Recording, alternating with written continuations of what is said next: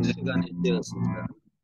묵도하심으로 아침 예배를 시작하겠습니다.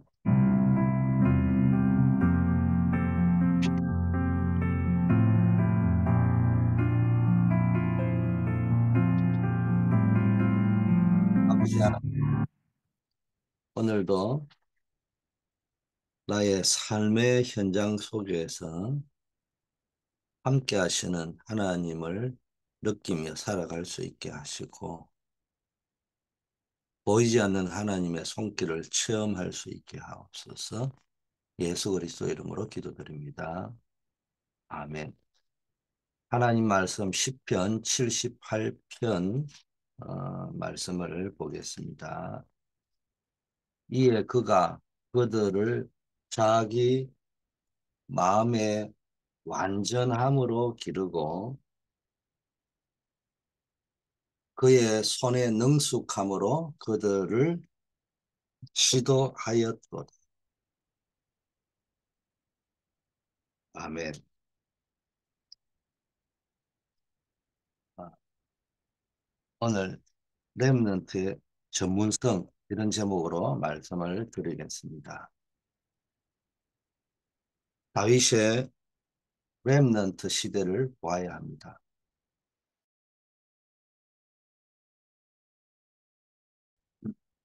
다윗의 전문성이 언제 나왔냐? 렘넌트 때 목동으로 이들 때 나왔다는 거예요. 성공은 세상에서 흔히 말하는 어떤 위치, 포지션, 또 어떤 사람은 그런 걸 보고, 뭐 성공이라고도 하고, 또 서밋이라고, 세상의 위치. 그런데 그런 세상 서밋이 되기 전에 그 서밋의 영성이나 여러 가지, 어, 준비를 하는 시간표, 전문성이 언제 만들어지느냐. 청소년 시기, 렘넌트 시기 어릴 때 만들어진다는 거죠. 그래서 이때 뭐가 있어야 되느냐. 가장 중요한 기도와 렘넌트의 기도와 망대가 있어야 된다. 그래서 내가 하고 있는 학업, 기능, 직업, 산업에서 너무 앞서면 안 돼요. 한 발자국 정도 앞서가면 된다. 이걸 지속하면은 전문성이 나오고 달란트를 확인하게 된다는 거예요.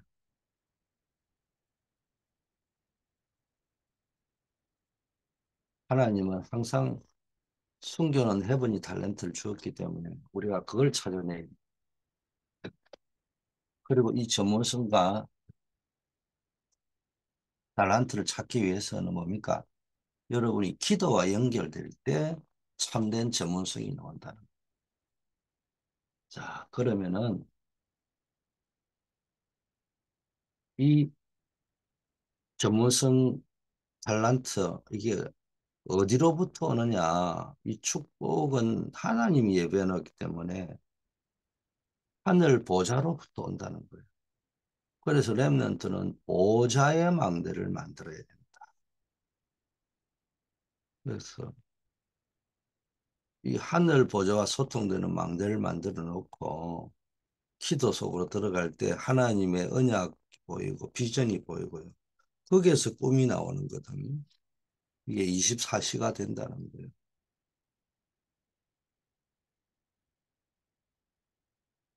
꿈이 하나님의 언약과 비전하고 상관없는 것이 되면 안 된다는 거죠. 그, 그 드림을 붙잡고 비전은 뭡니까? 믿음으로 상상하고 바라보고 그게 이미지잖아요. 그러면서 내 삶 속에서 내가 하고 있는 작은 실천들, 작품들 만들어가는 게 프랙티스잖아요. 그래서 이걸 보고 24, 25 영원이라고 하는 겁니다.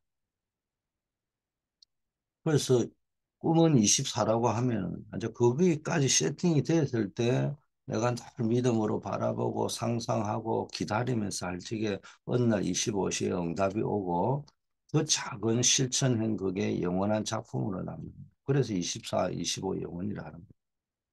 이때 천년의 작품이 나와서 기념비적인 작품이 나온다는 거죠. 그래서 세계를 뒤흔들게 되는 겁니다. 그 굉장히 대단한 것이 아니라 아주 작은 그 같은 것이었는데 그게 굉장한 영향을 미친다는 거죠.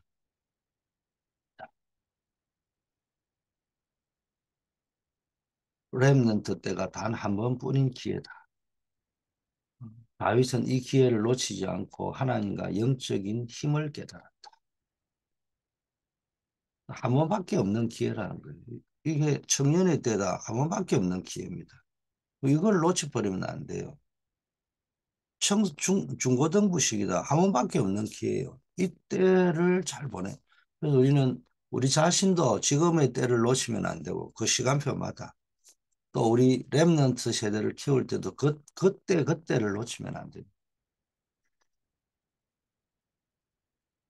이 랩넌트에게는 이게 첫 번째 기회요, 마지막 기회요, 영원한 것을 붙잡는 기회다.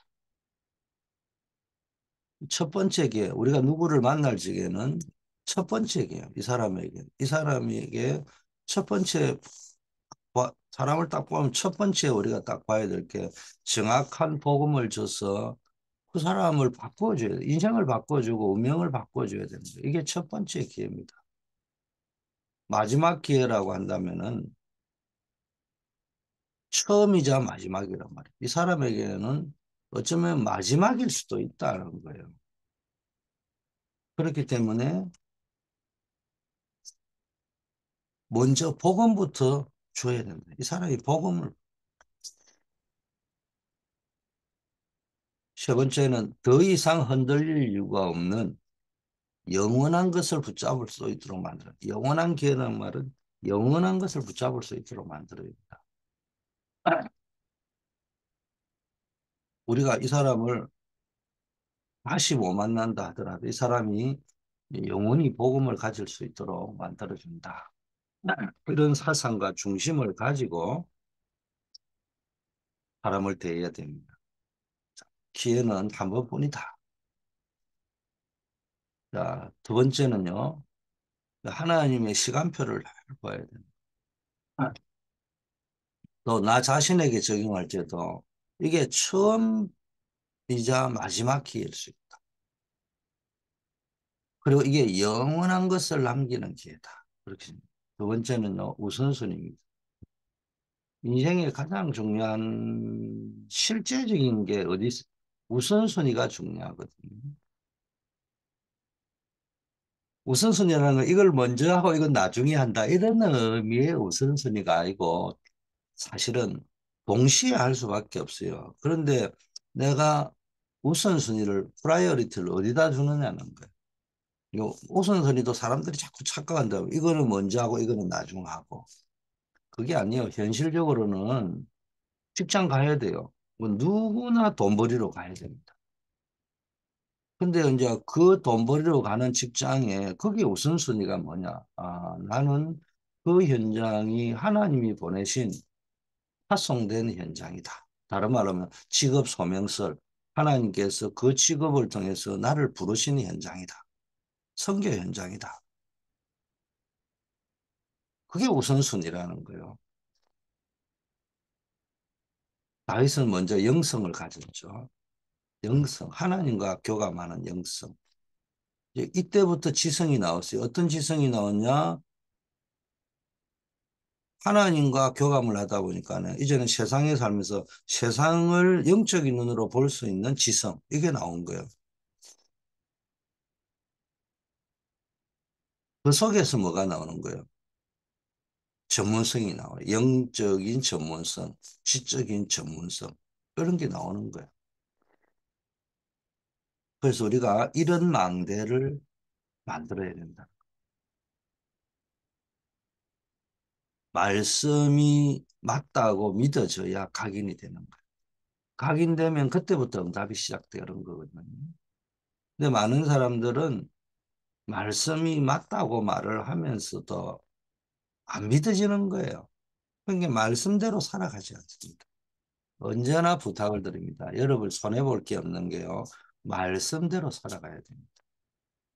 어제도 어느 분을 만났는데 제가 그런 이야기를 보니까 제일 중요한 거는 하나님의 말씀을 통해서 내가 결정해야 된다.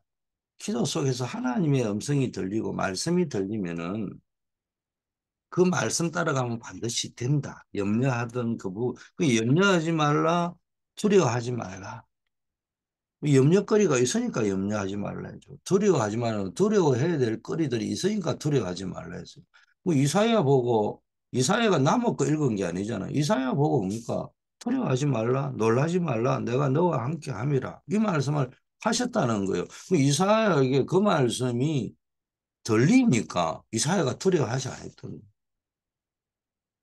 근데 여러분이 우리는 어떻게 했냐? 뭐 이사야서에 있는 두려워 말라 그거로 끝나버린다는 거예요. 놀라지 말라 그거로 끝나버리는 거예요. 야 멋있는 구절이구나 위로가 되는 구절이야. 그거로 끝내버리는 거지. 내 삶에 그 음성이 들려야 되는데 안 들리는 거예요. 믿어져야 되는 거예요. 여러분 항상 결정은 말씀 따라야 됩니다. 그 말씀이 딱 떨어지면요. 그 다음에 뭐가 항상 되느냐 사건이 터집니다. 어떤 사건? 엑소더스의 사건. 빠져나오는 사건, 아버지 집에서 빠져나오는 사건, 보디발의 집에서 빠져나오는 사건. 그 빠져나오는 사건에는 약간 억울함이 있고요. 빠져나오는 사건 속에서는요, 고통이 있는 거예요. 형들이라는 손에서 죽을 수도 있는 그런 고통이 있습니다. 그런데 말씀이 들리고 나서 그게 딱 나왔다. 문제될 게 없어요. 그거에서 하나님의 계획이 보입니다. 그 다음에 그 말씀을 붙잡고 계속 기도하고 있으면 무슨 일이 벌어지느냐. 이제는 하나님이 썸밋으로 세우는 사건, 나를 응답의 자리로 이끄는 사건이 터집니다. 그게 뭡니까? 어떤 사건이냐? 애굽의 7년대 환란이 오는 거예요. 바로 왕이 꿈을 꾸는 거예요. 이런 엄청 사건이거든요.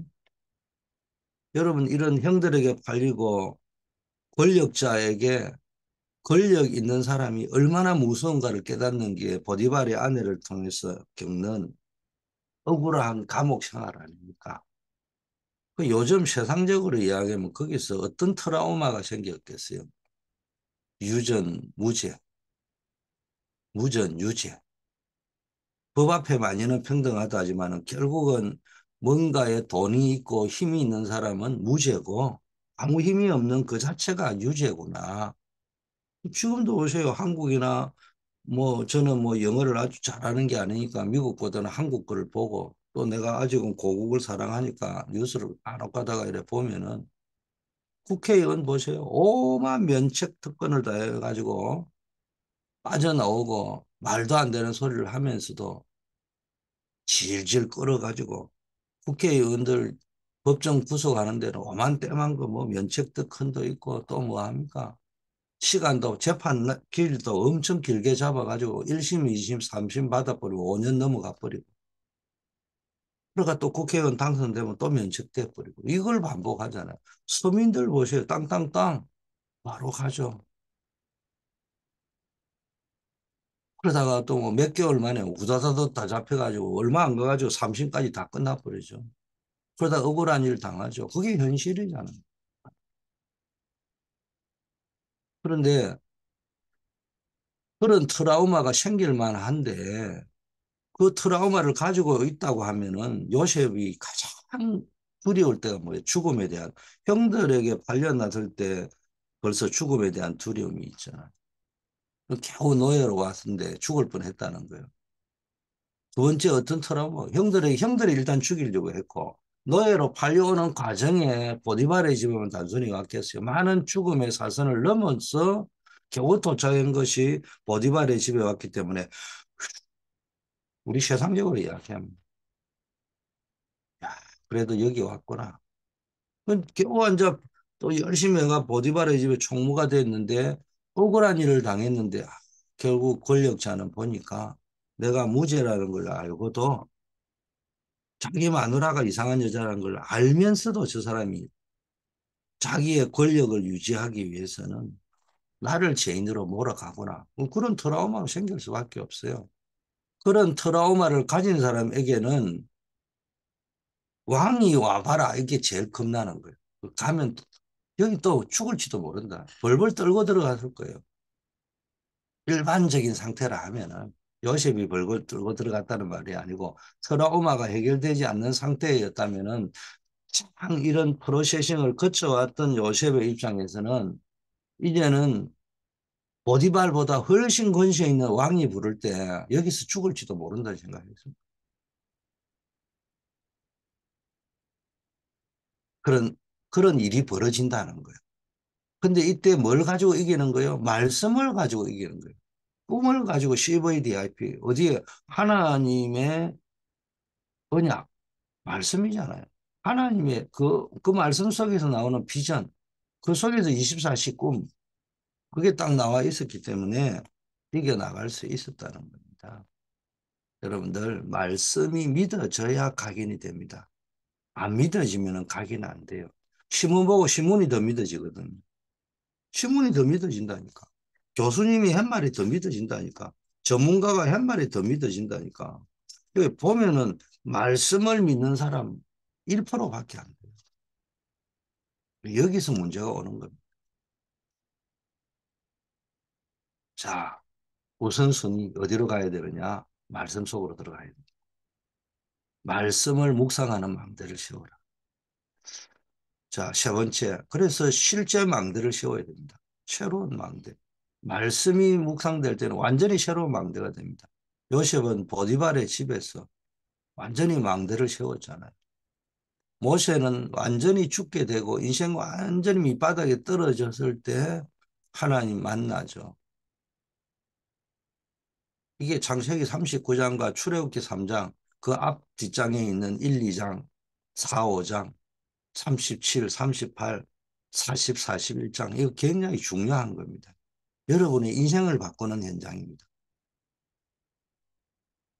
언약궤에 있었던 사무엘은 지도자가 되면서 실제 망대가 나왔죠. 이게 미스바 운동입니다. 사무엘상 7장. 사무엘상 7장이 중요하다면요. 5, 6장, 8, 9장 굉장히 중요합니다. 앞뒤를 7장을 기준으로 앞뒤에 뭐가 있었는지를 한번 쭉 보시라고요. 내 인생이 확 보입니다. 성경은 항상 뭘 봐야 되느냐 하면은 한 구절이 있으면 그 앞 구절, 뒷 구절, 앞 챕터, 뒷 챕터. 그걸 쭉 보면요. 내 인생 전체가 다 보입니다. 다윗이 목동 때 가졌던 영성, 지성, 전문성이 골리앗을 만났을 때 나온 거예요. 나도 모르게 나온 거예요. 엘리사는 뭡니까? 많은 사람들이 뭘 달라고 하는데 다윗은 전혀 다른 거 달라야죠. 영감의 갑절이나 달라. 그걸 도단성 운동의 주역이 되었잖아요. 이런 망대. 이 사람은 뭔가를 망대를 가지고 있어요. 이사야의 언약을 붙잡은 다니엘과 친구들 뜻을 정한 그때부터 역사가 그게 망대입니다. 뭔가의 뜻을 그 뜻이 여러분 뭘까요? 하나님의 언약과 비전에서 나오는 24 드림 맞습니까? 그러면 이제 이미지 하나님의 25시 응답 보좌의 25시 응답에 도전하는 겁니다. 그러다 보면은 될 것 아닌데 그게 작품이 되는 거예요. 우리는 골리앗을 꺾었을 때 작품이라 하잖아요.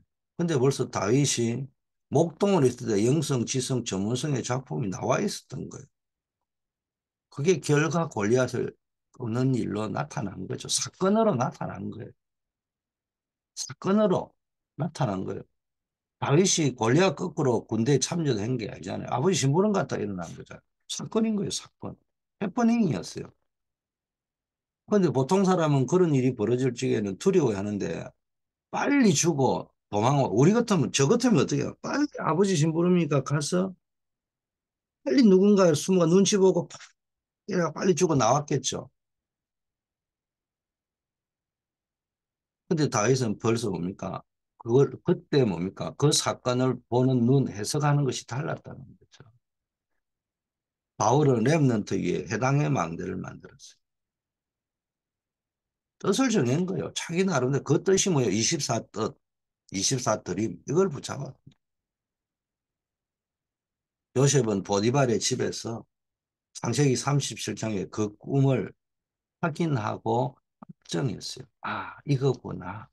보디발의 집에서 왜 형들이 나를 팔려고 했고, 그 보디발의 집에 오는 과정 속에서, 그리고 그 보디발의 집에서 총무가 되는 과정 속에서, 그리고 그 과정에서 감옥에 가는 그 과정 속에서 뭐가 완전히 세팅돼 버렸냐.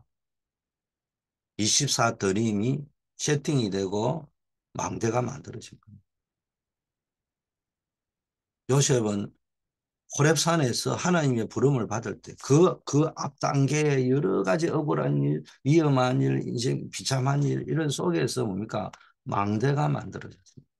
여러분 위기 한계를 몰아넣을 적에는 망대 만들어라는 사인이 망대가 만들어져요.